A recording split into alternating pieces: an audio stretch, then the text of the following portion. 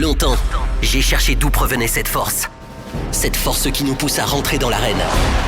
À balayer d'un revers la pression qui nous submerge. Une détermination de fer dans un gant de velours. Écouter, motiver, recadrer, ajuster sans cesse les moindres détails, les petits riens qui transforment les rêves en exploits. Pour certains, cette force vient d'en haut. Pour d'autres, elle vient de l'intérieur. C'est ce qui nous rassemble, ce langage qui nous unit, ce qui nous permet d'amener une équipe vers le succès, sous les applaudissements de nos fans. J'ai longtemps cherché d'où provenait cette force, et la réponse est une évidence. Adafo Media, l'excellence, la perfection, la précision, la référence de la sous-région. Adafo Media, le futur, vivons-le ensemble.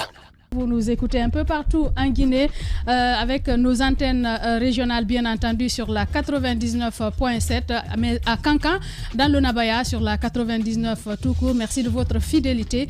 Nous continuons donc les grandes gueules pour la deuxième et dernière partie. Le vol transportant les vaccins contre Ebola a finalement atterri hier à Conakry. L'épidémie a ressurgi mi-février à Goké dans la préfecture de Zérékoré. Les premiers besoins qui se sont posés à l'État guinéen sont bien la prise en charge des cas positifs, l'identification des contacts et la vaccination. Pour limiter la propagation du virus, l'Agence nationale de sécurité sanitaire ne disposait plus de vaccins et très rapidement, il a demandé l'aide de l'Organisation mondiale de la santé. Depuis 2014, il faut le rappeler, l'institution onusienne soutient la Guinée dans la riposte. Elle apporte du soutien technique, matériel et financier. Nous allons avoir, si tout va bien ce matin, pour évoquer l'implication de l'Organisation mondiale de la santé dans la lutte contre les maladies en Guinée. Professeur Georges Alfred Kizorbo, il répondra donc aux questions des grandes gueules depuis Zérékoré si tout va bien. Vous le savez, l'émission elle est interactive. Bien entendu, avant de continuer l'émission, nous allons nous faire le devoir de lire vos réactions, savoir ce que vous pensez donc des sujets évoqués depuis ce matin. Nous commençons par les différents tweets que donc Cabinet Condé nous a fait parvenir. Nous commençons par ce premier intervenant, Excellence Baldé le Guinéen, qui nous écrit sur le hashtag espace GG. Bonjour la team des GG. Cette interpellation de ses opposants est vide de contenu car les problèmes, il le dit quand les messages tombent en même temps, c'est compliqué. Les problèmes de l'Afrique doivent se régler entre Africains en temps normal et en toute responsabilité. C'est Excellence Baldé donc qui nous écrit. Nous partons avec Sékou Cheikh Diakité. Le paradoxe, c'est faire semblant de décider désormais de son propre destin d'une part et de l'autre côté, continuer les interpellations pour une éventualité d'ingérence politique en Afrique. Ce serait un rêve de croire que la France pourrait résoudre nos problèmes. Hashtag espace GG. Tierno Diomfo, le politologue, nous écrit: bonjour les GG, cette tribune ne changera rien dans le monde politique de ces différents pays concernés. Alors analysez simplement, il veut dire avec la France, rien ne marche et sans elle, rien ne marchera aussi. C'est une pitoyable réalité qui se passe chez nous. Giba Kondé nous écrit également sur Twitter: bonjour les GG, le problème de la démocratie est une crise mondiale, que chaque peuple prenne son destin en main et arrête d'interpeller les autres. Les maux de gouvernance de la France sont énormes. La Guinée appartient aux Guinéens donc de combattre. Cissé Bakongo, bonjour les GG, dites aux souverainistes dans les propos et non dans les faits qu'on n'ira nulle part sans la France. Nous serons liés à la France tant que les élites abusivement appelées présidents continueront à travailler pour le système capitaliste et non pour leur peuple. Hashtag espace GG.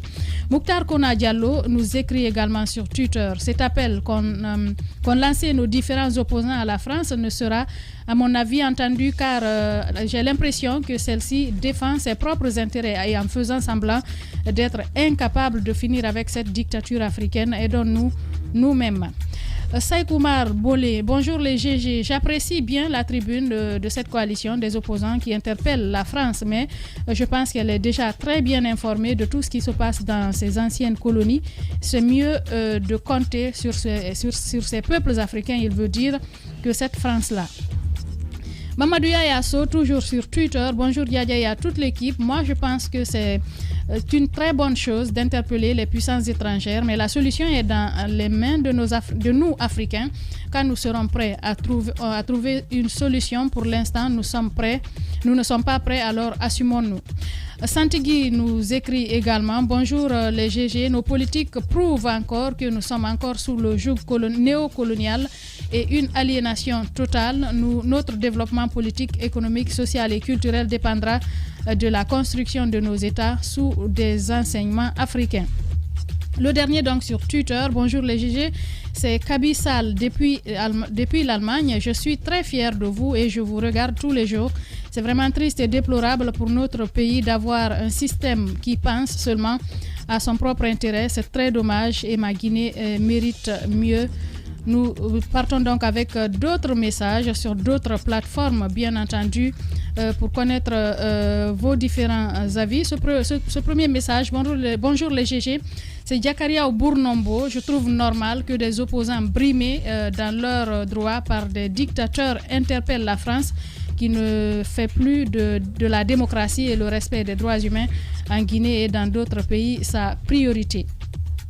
Nous partons avec Sinani qui nous écrit à l'instant: bonjour Diadia et à toute l'équipe des GG, c'est humiliant et très ridicule quand les opposants africains, donc c'est compliqué quand les gens nous écrivent en même temps. Il dit: bonjour Diadia et à toute l'équipe des GG, c'est humiliant et très ridicule quand les opposants africains laissent tout pour compter sur une France qui s'est séparée de la vraie démocratie. Il y a très longtemps, dites à nos opposants, surtout de la Guinée, que la France travaille avec un gouvernement d'un pays et non avec des individus qui se focalisent sur la politique pour des intérêts personnels. C'est Sinani donc qui nous envoyait ce message. Nous partons avec cet autre message. Lui, c'est pour le taureau de l'Insan. Bonjour Diadia et à toute l'équipe. Antoine est dans quel pays pendant que les bureaux du parti qui abritaient donc toutes les preuves sont saccagés, fermés? Le siège du même parti est assiégé et des opposants croupissent en prison. De quel radicalisme il parle? Je suis désolé, mais je ne sais pas pourquoi Antoine cherche à justifier si le président Dalein a perdu les élections ou pas, et pourquoi il ne peut pas faire une émission sans nommer le président. Antoine, il fait que son travail ici. Je suis désolé, c'est pour le taureau, un militant de l'UFDG donc qui nous écrit. Respectez son point de vue. Alors, je m'appelle Laurore Guilavogui à Dabompa. Est-ce que les compagnons, les enfants de l'indépendance et le peuple de Guinée n'avaient pas oublié de féliciter la Côte d'Ivoire d'avoir donné le nom d'une rue à Abidjan à Feu Ahmed Sékou Touré en 2020? Voilà, c'est un auditeur donc qui nous écrit sur le 657 39 13 13. Bonjour les GG, depuis hier nuit à 22h, on nous a enfermés à la BAC 7, à la T6, et on ne sait même pas pour quel motif. C'est donc une alerte qui vient de tomber. Nous partons avec cet autre message, le dernier. Bonjour les GG, Moussa Moïse doit descendre sur terre. Il doit être objectif dans ses analyses ou simplement intégrer un parti politique pour faire de la politique et non profiter de la liberté de presse pour le faire. Le citoyen français qui a interpellé l'État français pour la liberté et le droit et les droits de l'homme l'a fait à la demande de l'opposition et de CDD. Inutile de faire croire aux gens que CDD n'est pas derrière cet acte. C'est Sano donc qui nous envoie ce message. Un dernier Mohamed Diaby. Bonjour Diadia, je me demande toujours qu'est-ce que ce pays a fait pour mériter des soi-disant élites, des soi-disant élites comme Alpha Condé et son clan, mais aussi des gens comme Ahmed Kourouma.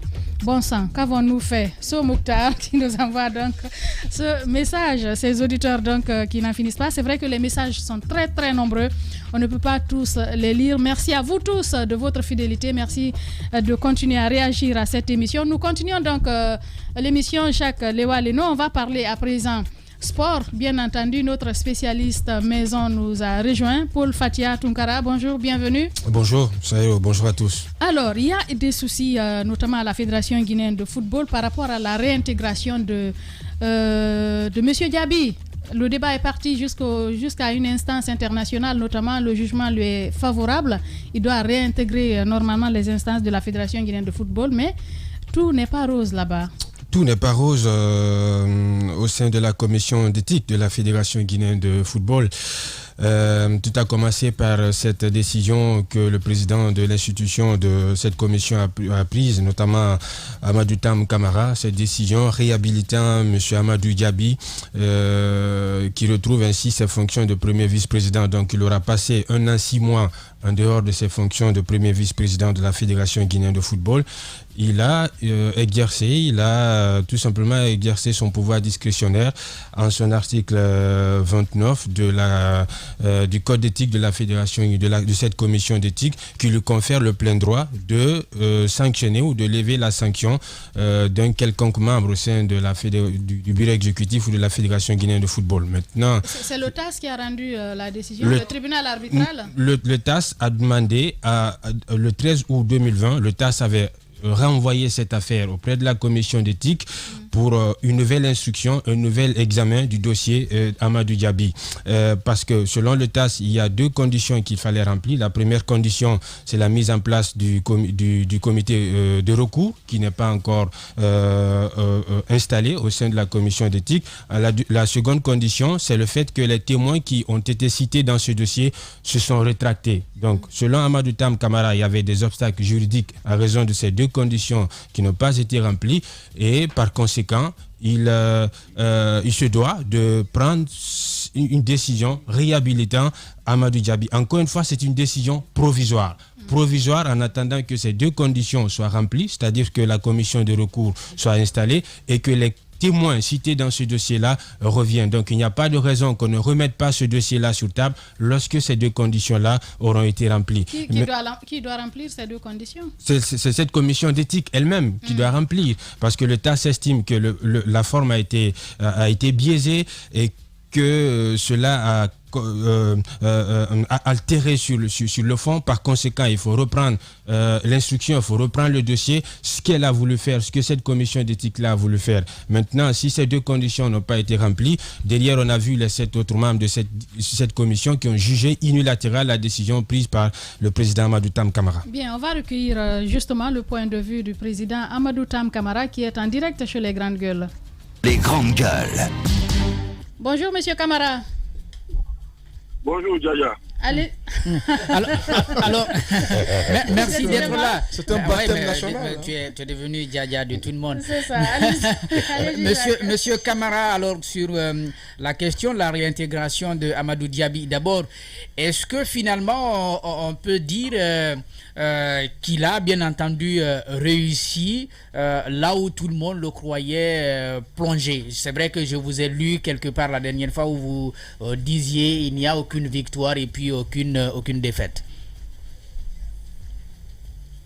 Oui, in fine, parce que simplement le TAS, en renvoyant l'affaire, avait posé des conditions qui n'ont pas été remplies. Donc, si on peut appeler ça une victoire, oui, c'en est une, mais il appartenait à la Fédération guinéenne de football de tout faire pour remplir toutes les conditions pour rendre une bonne justice. Peut-être la première des conditions, c'était de mettre une commission de recours. Cela n'a pas été fait, mais également, c'était que certains témoins clés qui ont été identifiés par le TAS devaient être interrogés. Malheureusement, ces témoins clés se sont rétractés parce que c'était des témoins qui étaient proches de M. Paul But. Et comme ils ne sont pas contents de la sentence qu'a subi M. But, donc ils ont décidé de se rétracter. Donc ce sont des difficultés majeures qui font que le dossier ne pouvait pas aller au bout. Donc j'étais dans l'obligation de prendre cette décision de suspendre. Allez-y, Antoine. N'est-ce pas une débâcle pour vous, monsieur le président de la commission d'éthique? Parce que le TAS a l'air de vous rappeler que vous n'avez pas fait un bon travail en sanctionnant à l'époque Amadou Diaby. Comment est-ce que vous appréciez d'abord l'injonction du TAS et qu'est-ce qui ne va pas à l'interne? On constate qu'il y a un malaise au sein de la commission d'éthique parce qu'on a appris hier que 2 des cadres ont été suspendus par vous. Oui, c'est simple.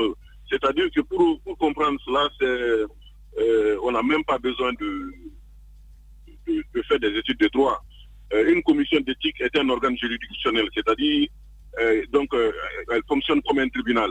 Au sein de ce tribunal-là, vous avez un président, en l'occurrence moi, vous avez des juges d'instruction, vous avez le doyen des juges d'instruction, vous avez le procureur. Pour prendre une décision, le président du tribunal n'a pas besoin d'être tout à fait en harmonie avec le procureur ou le juge d'instruction. Il tranche l'affaire et c'est terminé. Donc, dans un dossier, nous ne sommes pas obligés d'être d'accord sur tout. C'est le cas en l'espèce. Maintenant, ce qui reste, s'ils ne sont pas d'accord avec ma décision, ils doivent faire relever appel devant la commission de recours qui malheureusement n'existe pas. Donc, là où ils doivent aller, c'est au TAS. Ce n'est pas de se réunir sous des manguiers, faire des pétitions. Vous avez vu ça dans quel tribunal? Donc, ceci est donc tout à fait illégal. C'est pourquoi... Monsieur Tam, on a tout de même écouté la version de l'un de ces éléments qui a été suspendu, qui dit que l'article 29 est mal interprété. Il dit que les pouvoirs qui vous sont conférés par rapport à la destitution ou au rétablissement d'un cadre dans ses droits seraient mal exploités par vous. Mal exploité, moi, l'article 29 est écrit en français. Il est dit que dans telle et telle matière, le président de la commission d'éthique peut statuer seul. C'est ce qui est écrit. Statuer seul, je ne sais pas combien de fois il faut expliquer ça en français plus facile encore. Monsieur, deux choses. Vous venez de dire quelque chose qui est important. Vous pouvez statuer seul, n'est-ce pas une forme de dictature? Et puis ensuite, n'avez-vous pas l'impression d'être un peu juge et parti dans cette histoire, dans la mesure où vous venez de justifier la décision qui a été prise en faveur de M. Diaby par le fait que certains témoins liés à Paul Put se seraient désistés. Est-ce qu'il vous revient à vous, en tant que président de la commission d'éthique, de commenter une décision qui a été prise par une instance supérieure? Il s'agit d'une décision qui nous a été renvoyée. L'affaire nous a été renvoyée, mais est tranchée en tenant compte de certaines conditions. Le TAS a posé des préalables. Il rejuge cette affaire, mais voici les conditions. Première condition, mettez en place une commission de recours. Deuxième condition, faites tout pour interroger M. Dambélé. Ces conditions n'ont pas pu être remplies, pas par la faute de M. Diaby, mais par la faute de la Fédération guinéenne de football qui, pour le cas d'espèce, devait convoquer une assemblée générale extraordinaire pour mettre en place une commission de recours. Cela n'a pas été fait. Donc, ce n'est quand même pas de sa faute. S'il doit rester puni et ad vitam aeternam. La fédération est bien au courant qu'elle devrait mettre de manière rapide cette commission de recours pour permettre à la procédure d'aller jusqu'au bout. Absolument. Depuis le 13 août 2020, la décision du TAS a été notifiée à la fédération. Donc ça fait 8 mois maintenant que la fédération a cette décision. Comment vous expliquez quand même, ça fait 8 mois, vous l'avez dit, le fait qu'aujourd'hui la fédération n'ait pas décidé de mettre en place cette commission de recours? La mise en place de la commission de recours n'est pas du ressort de la commission d'éthique. C'est le comité exécutif qui propose les membres à l'Assemblée générale. Donc, ce n'est pas de notre ressort. Cette question, vous devez la poser peut-être aux membres du comité. C'est ce que je dis. Je dis, comment comprenez-vous le fait que cette commission n'ait pas pu être mise en place parce qu'on a quand même eu suffisamment le temps de le faire? Je ne la comprends pas, madame. C'est pourquoi, en désespoir de cause, il faut constater le fait que l'absence de cette commission continuait à poser un préjudice à M. Diaby qu'il convenait de réparer. Voilà.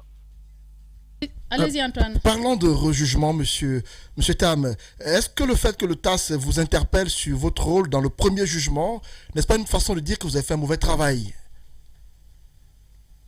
Tout ne peut pas être bien fait dans un travail. Il est clair qu'il y a eu des manquements procéduraux que le TAS a bien identifié et justement l'absence de cette double degré de juridiction faisait partie des manquements. Oui, parce que monsieur Tam, à l'époque, je me rappelle, on vous a appelé dans cette émission, vous avez indiqué, parlant d'Amadou Diaby, que vous aviez toutes les preuves qui attestent qu'Amadou Diaby était coupable des faits qui lui sont reprochés. Aujourd'hui, je suis surpris que vous reveniez sur le devant de la scène pour dire que le TAS demande à ce que les éléments soient à nouveau reconstitués. J'ai l'impression que vous-même admettez que vous avez commis des erreurs dans le traitement du dossier Amadou Diaby. Nous avons des preuves. Nous avons une bande sonore d'un enregistrement d'un témoin clé. M. Dambélé. D'accord? Le TAS nous a dit que ce n'est pas suffisant. Faites tout pour interroger M. Dambélé. Il se trouve qu'aujourd'hui, M. Dambélé s'est rétracté. C'est une difficulté majeure. Donc, détenir une preuve, c'est un fait. Mais est-ce que cela est suffisant selon le TAS, ce n'est pas suffisant. Il faut faire un contre-interrogatoire M. Dambélé. Mais M. Dambélé s'est rétracté. Donc, Monsieur Tam, vous auriez pu prévoir l'irrecevabilité de ce genre de preuves qui sont des enregistrements, on ne sait pas dans quelles conditions. Il me semble que vous auriez pu, vous, en tant que président de la commission d'éthique, prévoir ce genre de cas de figure.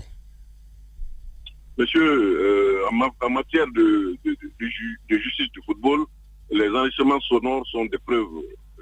Il y a des jurisprudences dans la matière. On a un arbitre guinéen qui a pris 10 ans de suspension sur la base d'un enregistrement. Donc, il y a une jurisprudence abondante dans la matière. Donc, ces enregistrements sont des preuves vraiment acceptées en matière de justice. Pour quelles raisons elles ont été rejetées cette fois-ci? Non, ils ont dit que le TAS a dit que ce n'est pas suffisant. Oui, c'est une manière de vous dire que c'est une manière de les rejeter. Ce n'est pas une manière de le rejeter, c'est une manière de demander de le compléter. Bon, si vous voulez. Allez-y, Paul, dernière question. Oui, Monsieur Tam, oui ou non, est-ce que vous avez eu une réunion avec quelques membres du bureau exécutif de la Fédération guinéenne de football, quand on sait que la commission d'éthique est quand même indépendante et autonome, parce que nous apprenons que vous auriez eu une réunion avec les membres du bureau exécutif de la FEGIFOOT et que vous auriez même transféré le PV et les noms de ceux avec qui vous avez tenu cette réunion au niveau de la FIFA, ce qui, par conséquent direct, exposerait bien cette commission d'éthique à des sanctions. Écoutez, il s'agit d'une commission d'éthique qui est indépendante de la commission, mais elle n'est pas en dehors de la Fédération guinéenne de football. Dans le cadre de son fonctionnement, dans le cadre d'un certain nombre de questions, le comité exécutif et la commission d'éthique peuvent se rencontrer et discuter des questions en commun. Ce n'est pas interdit.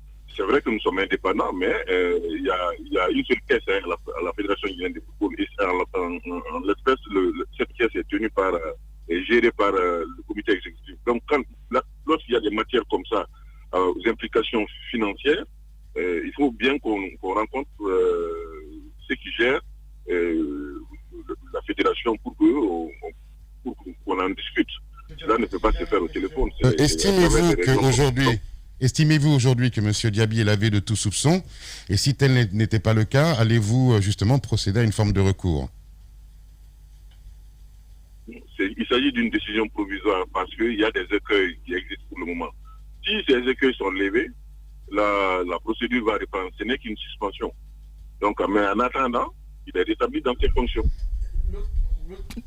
Rapidement, Antoine, dernière question. L'autre question, peut-être, c'est par rapport à ce qui a dit de votre dessaisissement à un moment donné du dossier Amadou Diaby. On nous apprend que vous aviez écrit une lettre dans laquelle vous vous retiriez du dossier Amadou Diaby. Qu'est-ce qu'il en est aujourd'hui?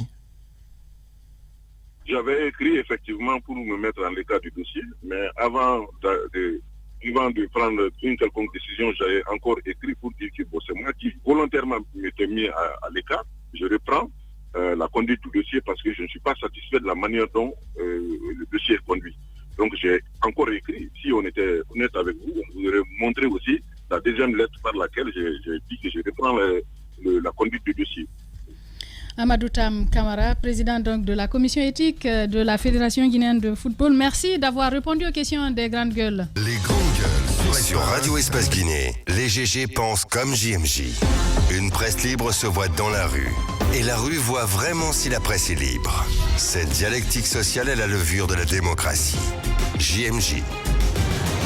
Les GG sur Espace, tous les matins 9h-11h. Merci à vous tous de nous écouter à l'international. Alors pour Fadjia Tunkara, on a écouté Amadou Tam Camara sur cette question. Oui, je pense qu'il y a un certain nombre de précisions que le président Tam a apportées. Il n'est pas, encore une fois, Amadou Diaby n'est pas encore une fois blanchi. C'est une mesure provisoire en attendant que les deux conditions soient remplies. En attendant que ces conditions soient remplies, il peut reprendre ses fonctions de premier vice-président à quelques semaines ou à pratiquement un mois du congrès électif de cette fédération guinéenne de football, parce qu'il faut rappeler que le 28 de ce mois, cette fédération sera au terme de son premier mandat. Maintenant, il va rentrer, il peut reprendre ses fonctions de premier vice-président. À quel scénario peut-on s'attendre? Parce que est-ce que l'ambiance va être plombée, l'atmosphère va être polluée au sein de la Fédération guinéenne de football quand on sait que son poste de premier vice-président avait été promis à un certain nombre de personnes au sein même du comité exécutif? Il va revenir, va-t-il sonder les comptes de ses détracteurs ou va-t-il essayer de convaincre les membres statutaires? Quelles peuvent être ses relations avec l'actuel président? Non, avec l'actuel président, le divorce est consommé parce que depuis que ce feuilleton Silligate a éclaboussé, il n'y a pratiquement pas d'échange entre eux. Donc il va revenir au pays, essayer de convaincre ces membres statutaires-là afin de lui renouveler sa confiance pour le prochain congrès électif. Beaucoup de scénarios sont envisageables avec le retour d'Amadou Diaby dans les prochains jours. Ce qui est quand même évident, c'est que Amadou Tam Camara, c'est vrai qu'il avait écrit une première correspondance à ses pairs de la commission d'éthique pour leur signifier qu'il se retirait personnellement de ce dossier, mais par la suite, il est revenu dans une seconde correspondance pour leur dire que je reprends l'affaire et le dossier Amadou Diaby. Bien, voilà ce qu'on pouvait essentiellement dire sur ce dossier. Merci Paul. Merci Diadia. Bien, dans un instant, on va parler Ebola. Sur Radio Espace Guinée, les GG pensent comme JMJ. Une presse libre se voit dans la rue. Et la rue voit vraiment si la presse est libre. Cette dialectique sociale est la levure de la démocratie. JMJ.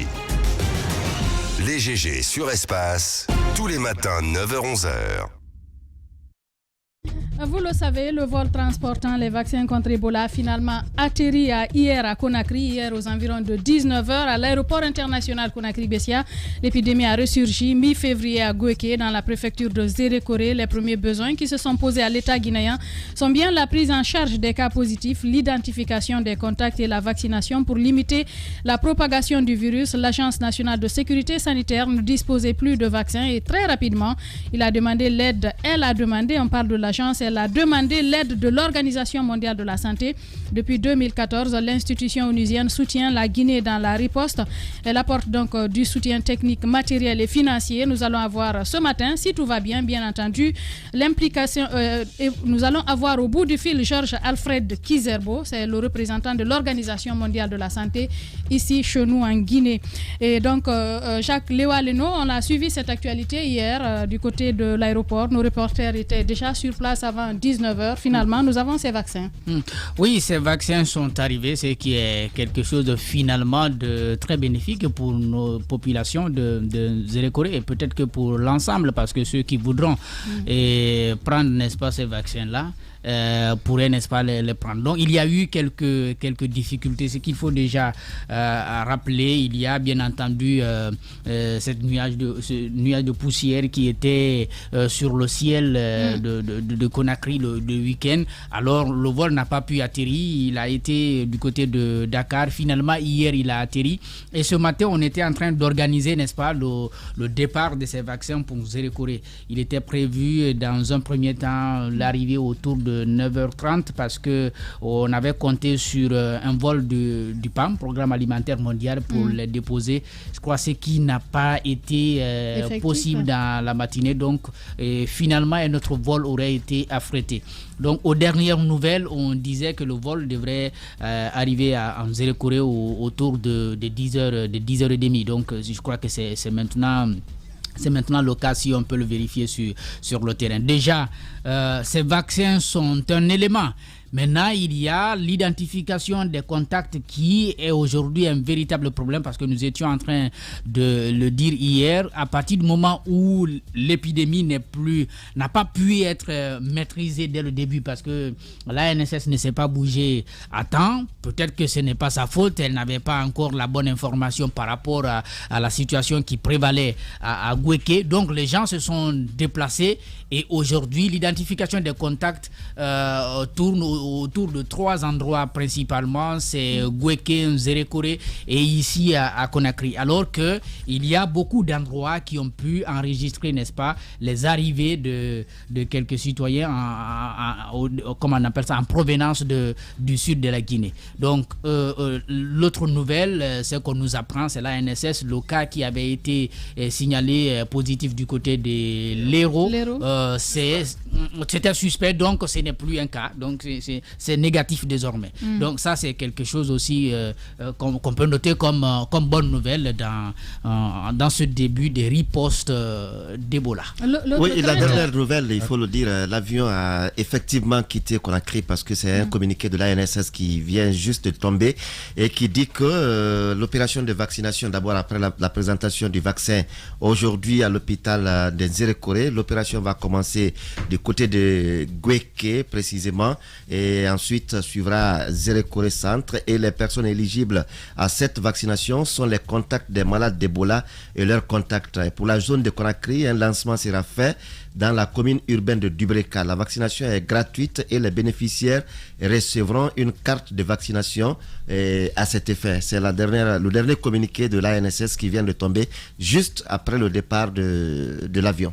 Ce qu'il y a à craindre, c'est ces réticences, parce qu'on a suivi quand même des reportages. On va essayer de savoir, de tâter le terrain tout de suite avec Fasseli Konaté, Ahmed Kourouma. Ces réticences des gens qui ne croient pas. Donc il faut préciser qu'Iserbo qu'on avait prévu d'avoir doit être dans le vol. Donc c'est justement, le représentant de l'Organisation mondiale de la santé, nous n'arrivons pas pour l'instant à l'avoir. On va essayer de savoir ce qui se passe sur le terrain avec le responsable, le directeur régional d'Espace Forêt dans un instant. Alors moi, d'abord, il faut préciser plusieurs choses.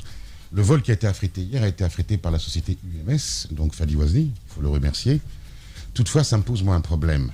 Je pense qu'il va falloir à un moment donné qu'on s'attelle à faire un audit de la NSS, parce que je ne comprends pas qu'avec tous les milliards qui ont été mis à disposition de cette association, ou plutôt de cette agence de veille sanitaire, que l'on ne soit pas capable aujourd'hui, ou plutôt que cette agence ne soit pas capable aujourd'hui de se passer des services d'une société minière et qu'elle aille elle-même aller récupérer des médicaments au Sénégal pour les faire venir. Ça me pose un problème en tant que citoyen, même si je suis très heureux que la société UMS, encore une fois, ait pallié aux carences et aux manquements, un, de l'État et deux... Le mieux, c'est de se réjouir d'abord que les médicaments soient là. Si c'est les audits à l'ANSS, j'ai suivi cela. Il y a eu 3 ou 4 audits qui ont été effectués sur l'ANSS dans la gestion d'Ebola, mais aussi des Covid. Non, attendez, je commence à en avoir marre de quelque chose. Il va falloir que vous commenciez à écouter ce que je dis. Je vous ai écouté, grand frère. Non, je me suis réjoui. Et j'ai félicité j'ai félicité UMS. Donc ne reviens pas dessus en disant que... Vous dites que l'État aurait... l'ANSS aurait... Ils ont le droit de prendre le contre-pied de ce que tu as dit. Voilà, c'est parce que vous dites qu'il soit sorti de la piste de Jupiter. Quand vous dites quelque chose... Vous êtes là à contredire. Non, pas cela. Il faut que vous acceptiez que le débat s'installe. Il faut que vous acceptiez cela. D'accord. Vous avez évoqué vous avez évoqué un aspect. C'est vrai aujourd'hui qu'on veuille que l'ANSS ait... J'ai évoqué un aspect très clair, tout en précisant dès le départ que je félicitais UMS, Fadi Wazni d'avoir mis leur avion à disposition. Ce serait quand même normal ce qu'il dit, que la Guinée puisse savoir, que l'État même puisse avoir un hélico. Il est de mon devoir de relever que la Guinée n'a pas, en termes sanitaires, des dispositifs d'urgence. Ça, c'est un fait évident. Donc arrêtez de rentrer systématiquement dans la contradiction. Bien. On ne revient pas. Non, vous allez accepter d'écouter, vous allez accepter aussi, Ahmed, d'écouter les autres. Oui, mais il va falloir que ce que vous dites, on ne contredit pas. Il faut que tu me laisses finir. On ne contredit pas, mais il faut aussi que vous acceptiez qu'on se comprenne. Il n'y a pas de souci. Mais j'ai l'impression où je parle un français trop soutenu, ou alors il y a un problème. Alors revenez en Guinée. Non. Revenez en Guinée. Si vous pensez que vous parlez un français trop soutenu. Vous parlez quelle langue? Que je sache, moi je parle de Goueke. Mais moi je parle français. Donc il va falloir que vous adaptiez aussi au français international. D'accord, Bref, merci. je dis simplement que il y a un problème, pour moi en tous les cas, Grand frère. à l'ANSS. Oui, petit frère, il y a un problème. Vous nous écoutez en cire. Attends, mais c'est pas possible, Antoine. Il avait fini.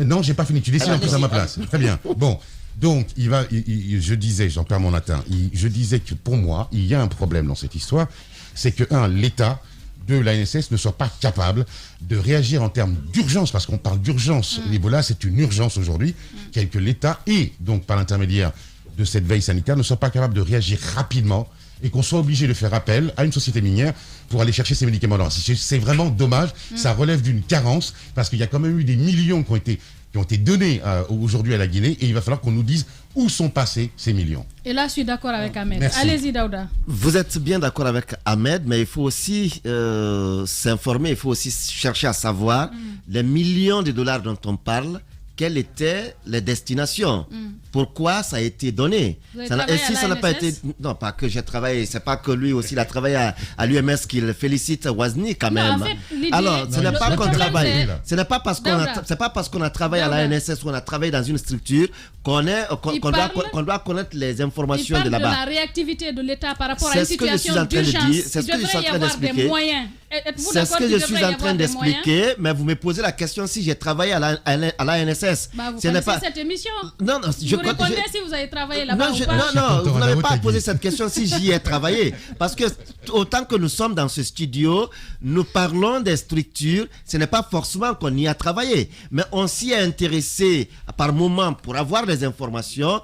Et quand on parle des moyens qui ont été mis à la disposition de l'ANSS, j'ai eu à travailler sur un certain nombre de dossiers concernant l'ANSS à un moment donné. J'ai suivi des opérations d'audit qu'il y a eu auprès de l'ANSS, où il y a eu beaucoup d'accusations à un moment donné, mais il y a eu ce que j'ai pu comptabiliser. Il y a eu jusqu'à 4 à 5 audits qui ont été effectués à l'ANSS.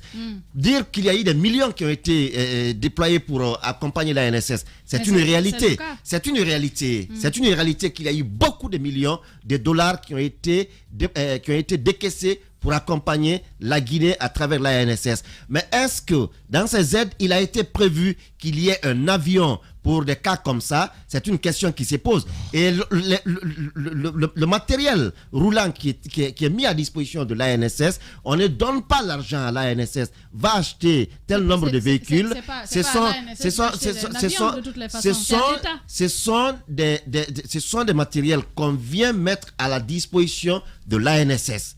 On dit, on a des besoins de tels. Il y a des véhicules que le PNUD remet à travers les trucs, l'OIM ainsi de suite remettent, mais des ambulances. Pas que l'argent qui soit remis à l'ANSS pour dire allez vous acheter du matériel. Je ne défends pas l'ANSS. Je ne défends pas l'ANSS. Je n'ai pas l'ANSS, mais j'ai suivi de près les activités de l'ANSS. Voilà. Allez-y Antoine. Voilà, donc je crois le débat, il est ailleurs. Les vaccins sont enfin en Guinée.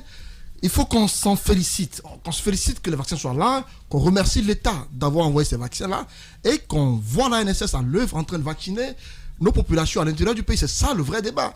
Mais l'autre débat, c'est de rappeler à l'État qu'il doit avoir des moyens en cas d'urgence. Le contexte pour l'instant ne s'y prête pas parce que c'est venu, ça a été envoyé à l'intérieur. C'est ça le vrai problème. Le contexte s'y prêtera quand? Bon, au moment venu, on va en parler. Mais à la troisième crise. Pour le cas Air Guinée, c'est un autre débat. Pour l'instant, on parle des vaccins. Et pour moi, les populations souffrent à l'intérieur. C'est arrivé enfin à Zérékoré. C'est là le vrai problème. Maintenant, j'ai entendu hier des jeunes de cette ville de Gouéké, d'où je viens, se plaindre comme quoi ils n'ont pas confiance en l'État. Des jeunes qui, au micro des télévisions, qui disent clairement qu'ils n'ont pas confiance et qu'ils ne veulent pas se plier à certaines injonctions. Chose que je n'ai pas comprise parce que je ne comprends pas qu'avec ce qu'Ebola nous a fait subir en 2014 et en 2013, que les gens existent encore, qui doutent de l'existence de la maladie. Alors que les preuves sont tangibles. Il y a eu des cas de mort par milliers, il y a eu des personnes tombées. Quand on vous parle un peu de comment certains sont morts, vous n'en revenez pas. Et qu'il y a encore des Guinéens qui jusqu'à ce jour ne croient pas en son existence, je me dis qu'il faut encore aller sensibiliser. J'ai vu remis la main sur le terrain hier le ministre tenter de sensibiliser les populations, leur faire comprendre qu'Ebola existe bel et bien. Il faudrait y croire et accepter de se faire vacciner. On ne voudrait pas que ce qui est arrivé à Ngomé ressurgisse. On espère que les autorités, notamment le ministre sur le terrain maintenant là, fera son travail afin que nos communautés, les populations à l'intérieur du pays comprennent qu'Ebola est une réalité. Il faudrait qu'elles sachent que Ebola existe et qu'elle tue. La maladie tue. Il faut qu'on accepte de se faire vacciner.